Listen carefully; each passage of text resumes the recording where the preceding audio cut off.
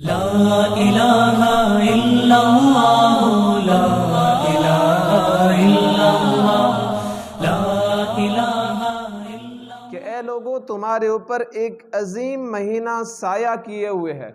رسول اللہ صلی اللہ علیہ وسلم نے یہ نہیں فرمایا کہ رمضان المبارک کا مہینہ آ رہا ہے، فضیلتوں والا مہینہ آ رہا ہے، برکتوں والا مہینہ آ رہا ہے، بلکہ فرمایا سایہ کیے ہوئے ہے۔ تمہارے اوپر ایک عظیم مہینہ سایہ کیے ہوئے ہے۔ اس کے اندر ایک حکمت موجود ہے کہ رمضان المبارک کی یہاں فضیلت اور برکت بتانا مقصود ہے کہ وہ تمہارے اوپر آ چکا ہے۔ اب مہینہ کون سا ہے؟ رسول اللہ صلی اللہ علیہ وسلم نے اس کی پھر تفصیل فرمائی کہ شہر فیہ لیلۃ خیر من الف شہر، وہ مہینہ جس کے اندر ایک رات ہے جو 1000 مہینوں سے بھی بہتر رات ہے۔ 1000 مہینوں سے تقریباً 84 سال بنتے ہیں، 84 سالوں سے زیادہ وہ برکت والی رات ہے، بلکہ اس سے بہتر ہے، برابر نہیں، اس سے بہتر ہے۔ پھر رسول اللہ صلی اللہ علیہ وسلم نے فرمایا شہر جعل اللہ صیامہ فریضۃ وقیام لیلہ تطوعا، کہ یہ وہ مہینہ ہے جس کے روزے کو اللہ تعالیٰ نے فرض قرار دیا ہے اور اس کی عبادت کو نفل قرار دیا ہے، اس کی عبادت کو نفل قرار دیا ہے۔ رسول اللہ صلی اللہ علیہ وسلم نے رمضان المبارک کی عبادات کو نفل قرار دیا، تو اس کا یہ معنی نہیں ہے کہ رمضان المبارک میں یہ جو ہم تراویح کی نماز پڑھتے ہیں، اس تراویح کو اگر ہم پڑھیں گے تو یہ نفل ہے، پڑھیں تو ٹھیک، نہ پڑھیں تو ٹھیک۔ یہ جیسے بعض لوگوں کی سوچ ہوتی ہے کہ بس یہ نفلی عبادت ہے، آپ کے دل چاہے تو پڑھ لیں، نہ چاہے تو دل نہ پڑھیں، اس پر کوئی گناہ نہیں ہے۔ تو یاد رکھیں یہ سنت ہے، اور رسول اللہ صلی اللہ علیہ وسلم نے، توجہ رکھنا میرے الفاظ پہ، رسول اللہ صلی اللہ علیہ وسلم نے پورا مہینہ تراویح کی نماز پڑھی ہے۔ رسول اللہ صلی اللہ علیہ وسلم نے پورا مہینہ تراویح کی نماز پڑھی ہے، البتہ پڑھائی صرف 3 دن ہے۔ 3 دن رسول اللہ صلی اللہ علیہ وسلم نے تراویح کی نماز پڑھائی ہے تاک راتوں میں۔ چوتھے دن صحابہ کرام انتظار میں ہیں کہ رسول اللہ صلی اللہ علیہ وسلم نکلیں گے اور نماز تراویح ہمیں پڑھائیں گے۔ صحابہ کرام کا مجمع زیادہ ہو چکا ہے، مسجد بھر چکی ہے، انتظار یہاں تک کہ رسول اللہ صلی اللہ علیہ وسلم فجر کی نماز کے لیے نکلے۔ صحابہ کرام نے پوچھا یا رسول اللہ ہم تو انتظار میں تھے۔ حضور صلی اللہ علیہ وسلم نے فرمایا مجھے بھی پتا تھا آپ لوگوں کی آوازیں آ رہی تھی، مجھے بھی پتا تھا، میں نہیں نکلا۔ وجہ کیا ہے؟ رسول اللہ صلی اللہ علیہ وسلم نے آگے ارشاد فرمایا خشیت ان یکتب علیکم،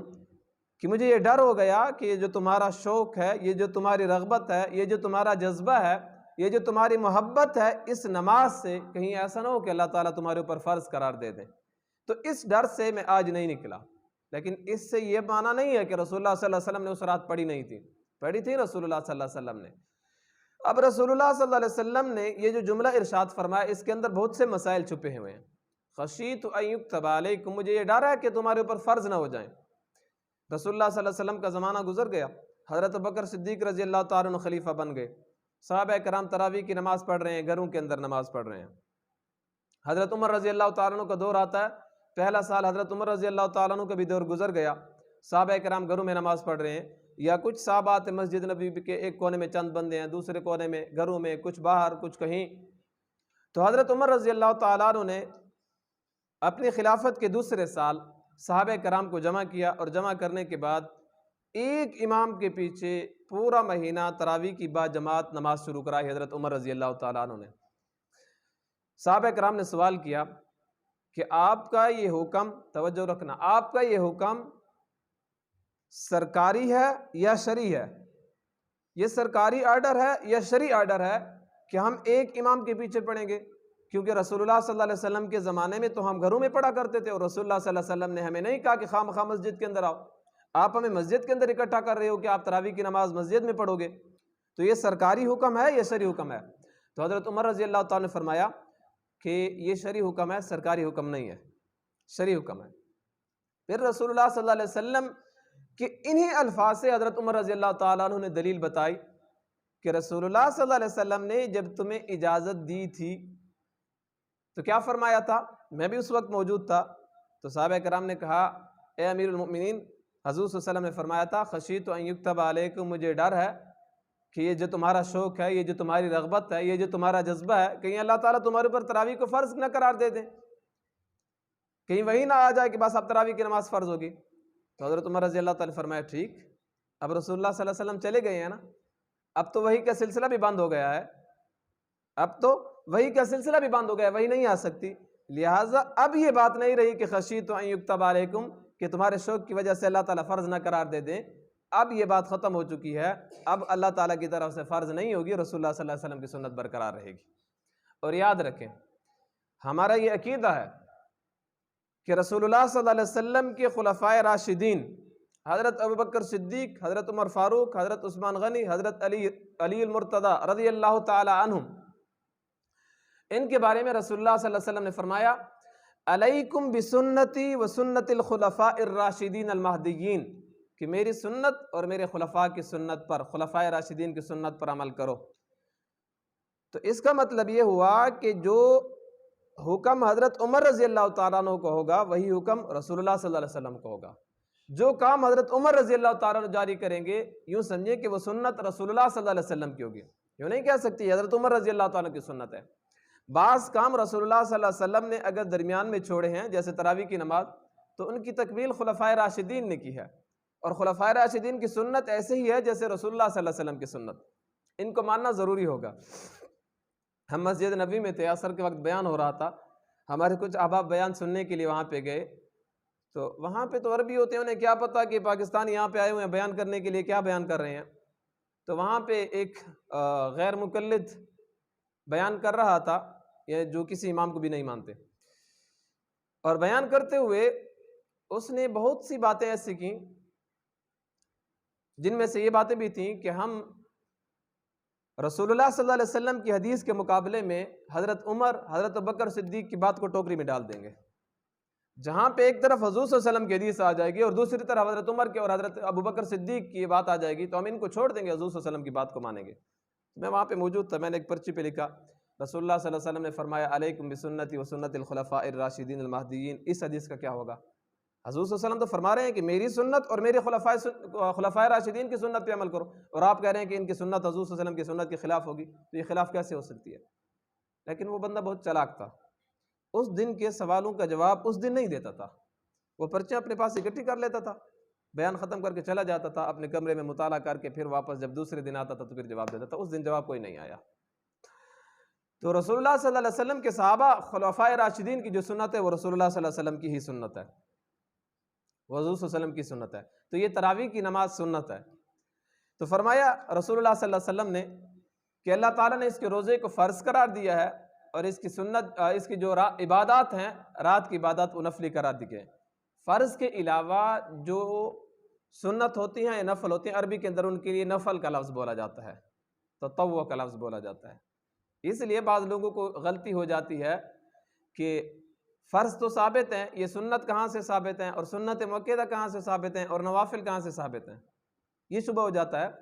تو اس کی بھی ترتیب ہے، میرا یہ موضوع نہیں ہے، ورنہ اس پہ بتاتا کہ سنت کون سی ہوتی ہے، سنت غیر مؤکدہ کون سی ہوتی ہے، اور اس کو سنت کیوں کہتے ہیں، سنت غیر مؤکدہ کیوں کہتے ہیں، نفل کیوں کہتے ہیں۔ اس کے لیے پھر الگ کبھی انشاءاللہ پروگرام رکھیں گے۔ تو یہ رسول اللہ صلی اللہ علیہ وسلم نے فرما دیا کہ اس کے رات کی عبادت جو ہے یہ نفل ہے۔ آگے رسول اللہ صلی اللہ علیہ وسلم نے فرمایا من تقرب فیہ بخصلۃ کان کمن ادى فریضۃ فیما سواہ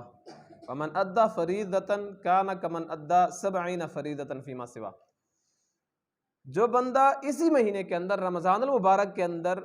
نفل ادا کرے گا تو اس نفل کا ثواب نفل نہیں رہے گا، اس نفل کا ثواب اللہ رب العزت بڑھا کر فرض کے برابر کر دیں گے۔ اور جس بندے نے اسی مہینے کے اندر، رمضان المبارک کے مہینے کے اندر ایک فرض ادا کیا تو ایک فرض کا ثواب نہیں ملے گا، 70 فریضۃ، 70 فرضوں کا ثواب ملے گا رمضان المبارک کے اندر ایک فرض کو ادا کرنے سے۔ یہ اللہ رب العزت کی طرف سے ایک خصوصی پیکیج ہے، ایک خصوصی انعام ہے کہ آپ نفل ادا کریں تو فرض کے برابر ثواب ہوگا، فرض ادا کریں تو 70 فرضوں کے برابر ثواب ہوگا۔ لیکن یاد رہے کہ نفل ادا کرنے سے اگر نفل کا ثواب فرض کے برابر ہو رہا ہے تو آپ کی جو نمازیں قضا ہو چکی ہیں وہ کبھی معاف نہیں ہوں گی۔ اس غلطی میں نہ آنا کہ نفلوں کا ثواب فرض کے برابر ہو رہا ہے تو میں نفلیں پڑھتا رہا ہوں اور ان کا ثواب فرضوں کے برابر ہوتا رہے گا، اور پچھلی میری جو نمازیں جو قضا ہوئی ہیں وہ بس ادا ہو جائیں گی۔ نہیں، جو نمازیں قضا ہوئی ہیں ان کی قضا لوٹانا ضروری ہوگی۔ اور رمضان المبارک کے آخری جمعۃ المبارک میں یہ جو بات چل پڑتی ہے، ایک تحریر اور ایک پوسٹ چل پڑتی ہے، ایک میسج چل پڑتا ہے کہ جو بندہ رمضان المبارک کے آخری جمعے کو 4 رکعت ادا کرے گا اور اس فلاں فلاں صورت پڑھے گا تو اس کی جتنی عمر کی بھی قضا نمازیں ہیں وہ ادا ہو جائیں گی۔ یہ جھوٹ کا پلندہ ہے، کسی بھی صحیح حدیث میں یہ بات نہیں آئی، اور یہ عقلی اعتبار سے بھی ٹھیک نہیں ہے کہ ایک بندے کی بہت سی نمازیں فوت ہوں اور ایک نماز پڑھے اور ساری نمازیں ادا ہو جائیں، یہ تو ہو ہی نہیں سکتا۔ الگ الگ طور پر ہر نماز کو پڑھا جائے گا جتنی نمازیں قضا ہوئی۔ 5 نمازیں قضا ہوئی ہیں تو 5 نمازوں کو الگ الگ پڑھا جائے گا۔ 10 نمازیں قضا ہوئی ہیں تو 10 نمازیں پڑھی جائیں گی۔ ایک نماز پڑھنے سے 10 نمازیں معاف نہیں ہوتی۔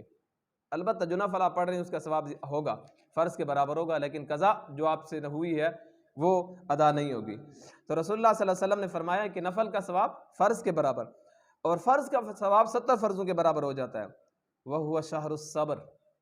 رسول اللہ صلی اللہ علیہ وسلم نے فرمایا یہ صبر کا مہینہ، وَالصَّبْرُ ثوابُهُ الْجَنَّةُ، اور اس صبر، اس کا بدلہ اللہ رب العزت جنت عطا فرماتے ہیں۔ رمضان المبارک کے اندر انسان پہ تھکاوٹ، بھوک، پیاس یہ چیزیں آتی ہیں، تو بعض دفعہ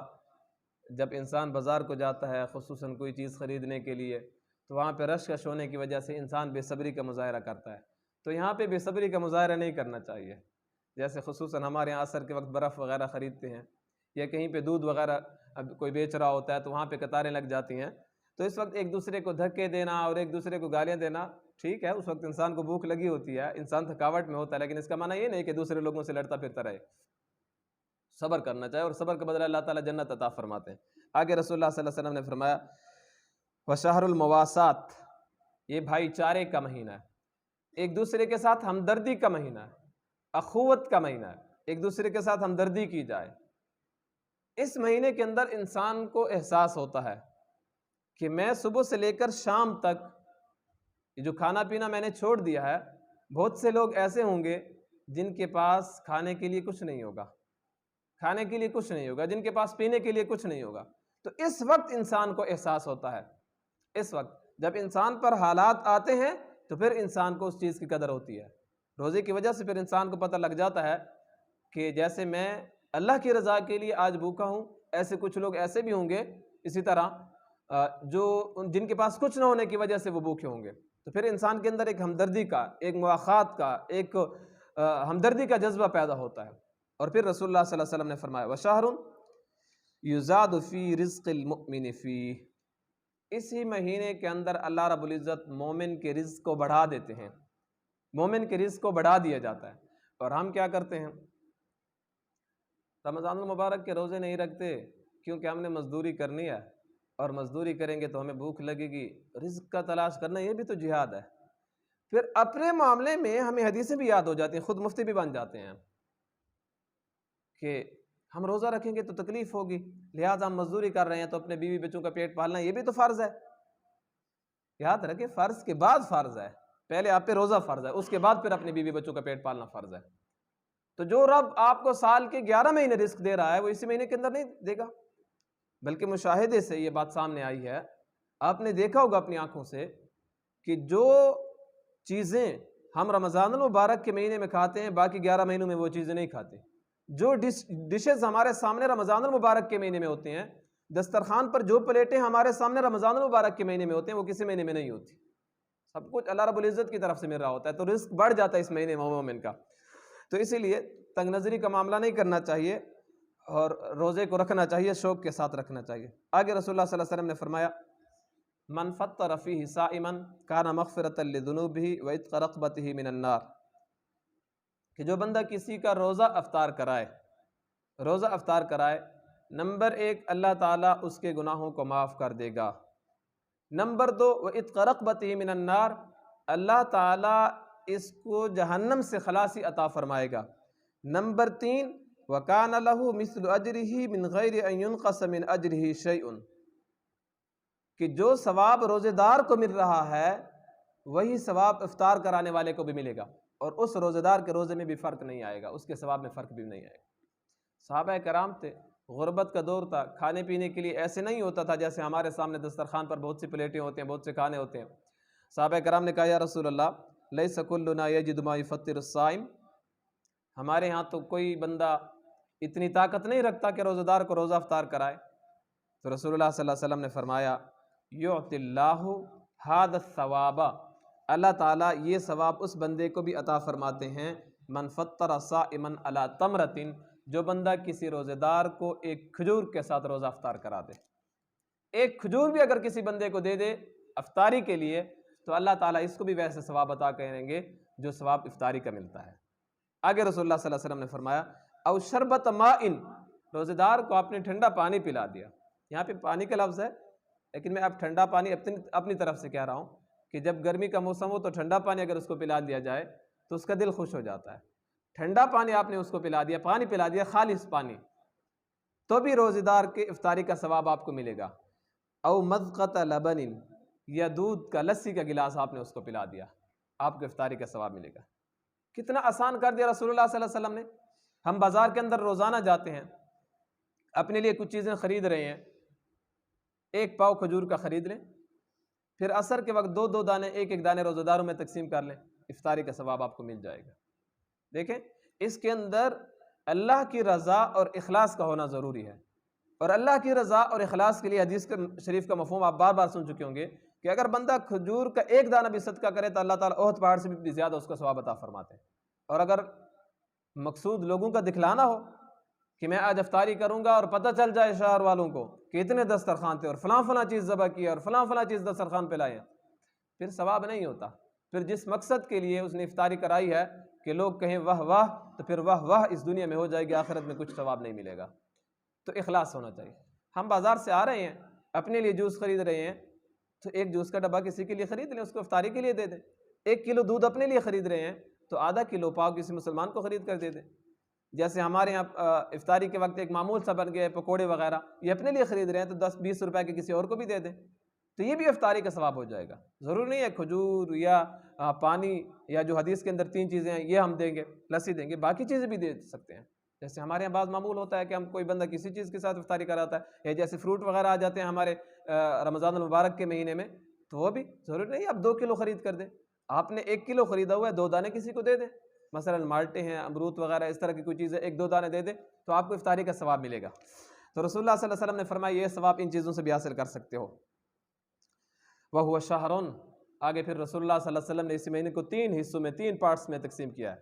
وَهُوَ شَهْرٌ، یہ ایک ایسا مہینہ ہے، اولہ رحمت، اس کا پہلا عشرہ رحمت ہے، وَأَوْسَطُ مغفرۃ، اور اس کا درمیانی عشرہ جو ہے وہ مغفرت ہے، وَآخِرُ عِتْقٌ مِّنَ النَّارِ، اور اس مہینے کا جو آخری عشرہ ہے وہ جہنم سے خلاصی کا ہے۔ پہلا عشرہ رحمت کا ہے، اور رحمت کی مثال میں بارش سے دیا کرتا ہوں کہ جب بارش برستی ہے تو وہ امیر کے گھر میں بھی برستی ہے، غریب کے گھر میں بھی برستی ہے، نیک بندے کے گھر میں بھی برستی ہے، گناہگار بندے کے گھر میں بھی برستی ہے، عالم کے گھر میں بھی برستی ہے، اور جس بندے نے کبھی مدرسے کا منہ نہ دیکھا اس بندے کے گھر میں بھی برستی ہے۔ یہ میں کسی کی تذلیل یا تحقیر نہیں کر رہا، صرف سمجھانے کے لیے کہہ رہا ہوں۔ بعض لوگوں کو سمجھ نہیں آتی تو وہ کہتے ہیں ہمیں جاہل کہہ دیا، یا ہمیں ان پڑھ کہہ دیا، یا ہمیں کہہ دیا کہ آپ نے مدرسے کا منہ نہیں دیکھا۔ یہ صرف سمجھانے کے لیے کہہ رہا ہوں کہ جس شعبے سے تعلق رکھنے والا بندہ اگر شہر کے اندر بارش ہو رہی ہے تو اس کے گھر میں بارش ہوگی۔ اب اللہ تعالیٰ کی رحمت تو برس رہی ہے نا، اب پھر اس سے فائدہ مختلف قسم کے لوگ اٹھا سکتے ہیں۔ اگر اسی بارش کے سامنے آپ ایک پیالہ رکھ دیں وہ بھی بھر جائے گا، اسی بارش کے سامنے ایک گلاس رکھ دیں وہ بھی بھر جائے گا، ایک جگ رکھ دیں وہ بھی بھر جائے گا، ایک بڑا سا مٹکا یا ڈرم وغیرہ رکھ دیں تو وہ بھی بھر جائے گا۔ یہ انسان کی سوچ اور انسان کے عمل پر منحصر ہے کہ وہ اس کے سامنے کیا رکھتا ہے۔ اگر اس کو زیادہ پانی کی ضرورت ہوگی تو بڑا برتن رکھے گا، تھوڑے پانی کی ضرورت ہوگی تو چھوٹا برتن رکھے گا، بھر جائیں گے دونوں بھی۔ تو اس پہلے عشرے میں اللہ تعالیٰ کی رحمت برس رہی ہے۔ اب ہماری مرضی ہے کہ اس کے سامنے پیالہ رکھیں، 5 منٹ کے لیے دعا مانگیں، اور پھر اجمعین یا پھر دعائیں مانگتے رہیں، جیسے ایک بڑا برتن بارش کے سامنے رکھا جاتا ہے اور بھر جاتا ہے، آپ بھی اللہ تعالیٰ کے سامنے دامن پھیلائیں، اللہ تعالیٰ بھر دے گا۔ اللہ تعالیٰ کے خزانوں کے اندر کمی نہیں آتی۔ پوری دنیا کے انسان، کافر، مسلمان، جنات، انسان اور فرشتے، یہ سارے اکٹھے ہو کر اللہ تعالیٰ سے اپنی مرضی کے مطابق مانگے نا، اور اللہ تعالیٰ سب کو اپنی مرضی کے مطابق دے دے، تو اللہ تعالیٰ کے خزانوں میں اتنی بھی کمی نہیں آئے گی جیسے کہ پانی کے اندر آپ سوئی ڈبوئیں اور سوئی کے سر کے ساتھ جو پانی کا ایک قطرہ ٹپک جاتا وہ اس کے ساتھ چمٹ جاتا ہے اور وہ سوئی کے ساتھ آ جاتا ہے، سوئی گیلی ہو جاتی ہے، اتنی بھی کمی اللہ تعالیٰ کے خزانے میں نہیں آتی۔ مانگیں جو آپ مانگ سکتے ہیں۔ حضرت پیر ذوالفقار نقشبندی اللہ تعالیٰ ان کی زندگی میں برکتیں عطا فرمائے، اللہ تعالیٰ ان کو صحت والی زندگی عطا فرمائے، وہ فرماتے ہیں کہ اللہ تعالیٰ نے رمضان المبارک کے مہینے میں آپ کو 60 خالی چیک دیے ہیں۔ میں آپ کو مثال کے ساتھ سمجھاتا ہوں۔ ایک بندے کو قرضہ ضرورت ہو، پیسے ضرورت ہوں، وہ کسی بندے کے پاس جائے، امیر بندے کے پاس، کہ آپ کو تو پتہ ہے میں غریب ہوں، میری آمدنی کا کوئی ذریعہ نہیں ہے، مجھے کچھ پیسے ضرورت ہیں، آپ دے دیں گے؟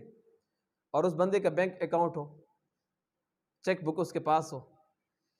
چیک بک پہ صرف وہ سائن کر دے، دستخط کر دے، اس کے ہاتھ میں تھما دے، یہ لے جاؤ چیک،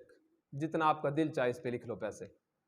اب یہ بندہ تھوڑے پیسے لکھے گا یا زیادہ پیسے لکھے گا؟ اس کو اجازت ہو، آپ جتنے دل چاہے، ظاہر سی بات ہے زیادہ پیسے لکھے گا کہ مجھے اجازت مل گئی جتنے پیسے لکھوں۔ تو رمضان المبارک کے اندر اللہ تعالیٰ نے ہمیں 60 خالی چیک دیے ہیں۔ ہر دن 2 دعائیں ہماری پوری ہوں گی، صبح و شام ایک ایک دعا، تو ایک دن میں 2 دعائیں، اگر 30 دن کا مہینہ ہو تو 60 دعائیں ہماری پوری ہو سکتی ہیں۔ 60 دعائیں، اپنی مرضی کی 60 دعائیں آپ رمضان المبارک کے اندر پوری کروا سکتے ہیں۔ شرط یہ ہے کہ ہاتھ اٹھائے جائیں۔ جب ہاتھ اٹھائے جائیں تو آپ کے ہاتھ اٹھے ہوئے ہوں اور آپ کا دل و دماغ اور جان ان تینوں چیزوں کا یہاں پہ موجود ہونا ضروری ہے۔ لیکن افسوس کہ ہم دعا کے لیے وقت نکالتے بھی نہیں ہیں۔ افطاری کے وقت ہم اس وقت پہنچتے ہیں کہ گلی کے وہ جو کونا ہوتا ہے اس وقت ہم وہاں پہ ہوتے ہیں کہ گولا بج جاتا ہے یا اذان شروع ہو جاتی ہے، اور وہاں پہ بھاگتے ہوئے دوڑتے ہوئے جاتے ہیں، اور گھر میں جا کر پھر اللہم بسمک اللہم انی لک صمت و بک آمنت و علیک توکلت وعلی رزقک افطرت، بس اس وقت دعا پڑھ لی، بس روزہ افطار کر لیا۔ تو یہ دعا تو آپ نے پڑھ لیا ہے، لیکن جو دعا مانگنے کا موقع تھا وہ آپ کے ہاتھ سے نکل گیا ہے، تو اس لیے کچھ وقت پہلے آ جانا چاہیے، افطاری سے پہلے۔ یہاں پہ درمیان میں ضمناً ایک بات کہوں کہ رمضان المبارک میں جیسے ہمارا روزہ ہوتا ہے نا، ہمارے گھر والوں کا بھی روزہ ہوتا ہے، ہماری ماؤں کا بھی روزہ ہوتا ہے، ہماری بہنوں کا بھی روزہ ہوتا ہے، اور جو شادی شدہ ہوتے ہیں ان کی بیویوں کا بھی روزہ ہوتا ہے۔ ہم روزے کے اندر چاہتے ہیں کہ ہمیں آرام ملے، سکون ملے، لیکن ہمارے گھر والے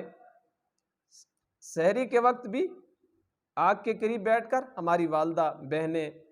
یہ ساری بیویاں، وہ آگ کے قریب بیٹھ کر آپ کے لیے کھانا تیار کر رہی ہوں گی۔ افطاری کا وقت ہوگا، پھر آگ پہ بیٹھ کر آپ کے لیے روٹی، کھانا، سالن، یہ ساری چیزیں تیار کر رہی ہوں گی۔ تو حتی الوسع جتنے تک ہو سکے ان کا اس معاملے میں تعاون کرنا چاہیے۔ جیسے ہمیں تھکاوٹ ہوتی ہے روزے میں، انہیں بھی تھکاوٹ ہوتی ہے، اور خصوصاً پھر آگ والا کام یہ مشکل ہوتا ہے، تو اس معاملے میں ان کی مدد کرنی چاہیے۔ اپنی والدہ کی مدد کرے، اپنی بہن کی مدد کرے، اپنی بیوی کی مدد کرے، یہ کچھ شرمانے کی بات نہیں ہے۔ جب بیوی کا نام لیا جاتا ہے تو ہمارے ذہن میں فوراً ایک لفظ آ جاتا ہے، کون سا؟ رن مرید کا۔ تو یہ فتویٰ پھر رسول اللہ صلی اللہ علیہ وسلم پہ بھی جائے گا، رسول اللہ صلی اللہ علیہ وسلم پہ بھی جائے گا۔ رسول اللہ صلی اللہ علیہ وسلم اپنے گھر کے اندر اپنی بیویوں کے کام میں ہاتھ بٹاتے تھے، ان کے ساتھ کام کروایا کرتے تھے۔ بعض مواقع پہ بھی رسول اللہ صلی اللہ علیہ وسلم نے خدمت بھی کی ہے، تو یہ فتویٰ پھر آپ کا وہاں پہ جائے گا۔ تو ہر چیز کو پازیٹیو سمجھے، مثبت انداز میں سمجھے، ہر بات کو نیگیٹو کی طرف نہ لے جایا کریں، منفی انداز میں نہ سوچا کریں، کبھی کبھی مثبت انداز میں سوچا کریں۔ تو جیسے ہمیں تکلیف ہوتی ہے انہیں بھی تکلیف ہوتی ہے، کم از کم آپ سالن نہیں، میں نے یہ نہیں کہہ رہا کہ آپ بیٹھ جائیں اور روٹی پکانا شروع کر دیں اور سالن پکانا شروع کر دیں، اتنا تو کر سکتے ہیں کہ آپ برتن اٹھا کر اپنی والدہ کے قریب رکھ دیں، آگ جلانے کے لیے لکڑیاں ہیں تو لکڑیاں توڑ کر اپنی والدہ کے قریب رکھ دیں، اپنی بہن کے قریب، بیوی کے قریب، ان کے قریب رکھ دیں کہ ہاں یہ ہے، چلو آپ سالن پکائیں، چٹنی میں بناتا ہوں، آپ سالن پکائیں، روٹی کے ٹکڑے میں کرتا ہوں، یہ کوئی کام، شربت میں بناتا ہوں، کوئی کام تو ہم کر سکتے ہیں نا، تو یہ کام بھی کرنا چاہیے۔ تو رسول اللہ صلی اللہ علیہ وسلم نے اس عشرے کو، اس مہینے کو 3 عشروں میں تقسیم کیا ہے۔ اول رحمت، پہلا عشرہ رحمت ہے، دوسرا عشرہ مغفرت ہے، اور تیسرا عشرہ جہنم سے خلاصی کا ہے۔ پھر رسول اللہ صلی اللہ علیہ وسلم نے فرمایا من خفف عن مملوکہ فیہ غفر اللہ وعتقہ من النار، جو بندہ اپنے ماتحت، اپنے نوکر، اپنے مزدور کے کام کو ہلکا کرے گا، اللہ تعالیٰ اس کو 2 انعام دے گا، غفر اللہ لہ، اللہ تعالیٰ اس کی مغفرت فرمائے گا، وعتقہ من النار، جہنم سے خلاصی عطا فرمائے گا اللہ تعالیٰ۔ اب اس سے کیا مراد ہے کہ کام ہلکا کر دیا تو اس کی تنخواہ بھی ہلکی کر دیں گے؟ تنخواہ پوری، البتہ اس کا کام ہلکا کر دیا جائے۔ روزانہ اگر وہ بندہ 8 گھنٹے ڈیوٹی کرتا ہے تو اس کو ڈیوٹی 6 گھنٹے کر دو، 4 گھنٹے کر دو، لیکن تنخواہ کم نہیں ہونی چاہیے، تنخواہ وہی ہونی چاہیے۔ تو یہ تو غلاموں کے لیے لفظ تھا، آج کل تو غلام نہیں ہے، آج کل تو مزدور ہوگا، اس کا ماتحت ہوگا۔ اب ایک بڑا دکاندار ہے، اس کے ماتحت کچھ بندے کام کر رہے ہوں گے، ایک فیکٹری کا مالک ہوگا، اس کے ماتحت کچھ بندے ہوں گے کام کرنے والے، اسی طرح ہر ادارے میں ہوں گے، مدرسے کا محتمم ہوگا، اس کے ماتحت کچھ اساتذہ ہوں گے، اسکول کا پرنسپل ہوگا، اس کے ماتحت کچھ اساتذہ ہوں گے۔ تو جو کام باقی مہینوں میں کیے جا سکتے ہیں وہ کام ہلکے کیے جائیں۔ یہ نہیں کہہ رہا کہ میں اسکول کی جو ڈیوٹی ہے اس ڈیوٹی کو کم کیا جائے، مثلا 12 بجے چھٹی ہوتی ہے تو 10 بجے چھٹی دے دی جائے، یہ نہیں کہہ رہا کہ جو اضافی کام ہے وہ کام اساتذہ کے حوالے نہ کیے جائیں، تھوڑا ان کے بوجھ کو ہلکا کر دیا جائے کہ بس وہ اپنا پڑھائیں اور پڑھانے کے بعد وہ کچھ آرام کر سکیں، ذکر و اذکار بھی کر سکیں اور اپنی عبادات کی تیاری بھی کر سکیں۔ تو اس پہ اللہ تعالیٰ 2 انعام عطا فرمائیں گے، غفر اللہ لہ، گناہ معاف فرما دے گا اللہ تعالیٰ اس بندے کے، اس سربراہ کے، وَاعْتَقَهُ مِنَ النَّارِ، جہنم سے خلاص عطا فرمائیں گے۔ آگے رسول اللہ صلی اللہ علیہ وسلم نے فرمایا وَاسْتَكْثِرُوا فِيهِ مِنْ 4 خِصَالٍ، 4 چیزوں کا اس مہینے کے اندر اہتمام کرو اور کثرت سے اہتمام کرو۔ پھر رسول اللہ صلی اللہ علیہ وسلم نے فرمایا خصلتین ترضون بہما ربکم وخصلتین لا غناء بکم عنہما، 2 چیزیں تو ایسی ہیں جن سے تم اپنے رب کو راضی کر دو گے، اور 2 چیزیں ایسی ہیں جن سے تمہیں کوئی چارہ کار نہیں ہے، وہ اللہ تعالیٰ کا معاملہ ہے۔ نمبر 1 فَأَمَّا الْخَصْلَتَانِ اللَّتَانِ تُرْضُونَ بِهِمَا رَبَّكُمْ، جن سے تم اپنے رب کو راضی کر سکتے ہو، فَشَهَادَةُ أَن لَا إِلَٰهَ إِلَّا اللَّهُ، لا الہ الا اللہ کی گواہی دینا، کلمے کا ورد کرنا، اس سے تم اللہ تعالیٰ کو راضی کر سکتے ہو۔ وَتَسْتَغْفِرُونَهُ، استغفار کرو۔ وَأَمَّا الْخَصْلَتَانِ اللَّتَانِ لَا غِنَاءَ بِكُمْ،